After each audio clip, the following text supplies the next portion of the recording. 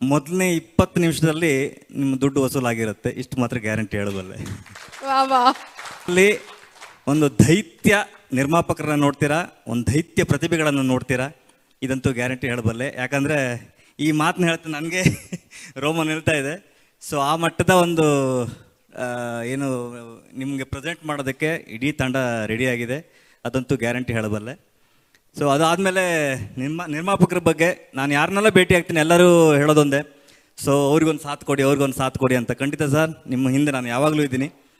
So ಯಾಕಂದರೆ ಒಂದು cinema ಗೆದ್ದರೆ ಎಷ್ಟೋ ಟೆಕ್ನಿಷಿಯನ್ಸು ಅದರ ಹಿಂದಿರುವಂಥ ಎಲ್ಲರೂ ಬದುಕ್ತಾರೆ. ಆ ನಿಟ್ಟಿನಲ್ಲಿ ಅದು ಈ ರೀತಿಯ ಪ್ರಯತ್ನ ಇದೊಂದು ದೊಡ್ಡ ಸಾಹಸ. ಸೊ ಈ ಸಾಹಸಕ್ಕೆ ಸಪೋರ್ಟ್ ಕೊಟ್ಟಂಥ ಎಲ್ಲರಿಗೂ, ಎಸ್ಪೆಷಲಿ ನಮ್ಮ ನಿರ್ದೇಶಕರು, ಆಮೇಲೆ ಹೀರೋ, ಈ ಮಟ್ಟದ ಇನ್ವಾಲ್ವ್ಮೆಂಟ್ ನಾನು KGF ಅಲ್ಲಿ ನೋಡಿದ್ದೆ. ಅದಾದ ನಂತರ ಮೊದಲನೇ ಸಾರಿ ನೋಡ್ತಾ ಇರೋದು. ಅಂದರೆ ಎಲ್ಲ ವಿಷಯದಲ್ಲೂ ಅದರಲ್ಲಿ ಡಿಸ್ಕಸ್ ಮಾಡಿ ಇದರಲ್ಲಿ ಬೆಸ್ಟ್ ಕೊಡಬೇಕು ಅನ್ನೋಂಥ ಅವ್ರದ್ದು ಒಳಗಿರುವಂಥ ಹುಮ್ಮಸ್ಸು. ಸೊ ಅದಕ್ಕೆ ಯಾವಾಗಲೂ ನಾನು ಸಾಥಿದ್ದೀನಿ ಸರ್.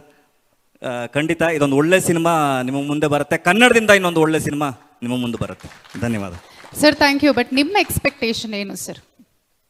ಇಡೀ ಸಿನಿಮಾನ ಎಕ್ಸ್ಪೆಕ್ಟೇಷನ್ ಇದೆ. ಖಂಡಿತ ಒಂದು ಒಳ್ಳೆ ಸಿನಿಮಾ ಇದೆ. Thank you Ravi sir. Thank you so much. ನೀವು ಬಂದಿದ್ದು ಬಹಳ ಖುಷಿ ಆಯ್ತು ನಮಗೆ.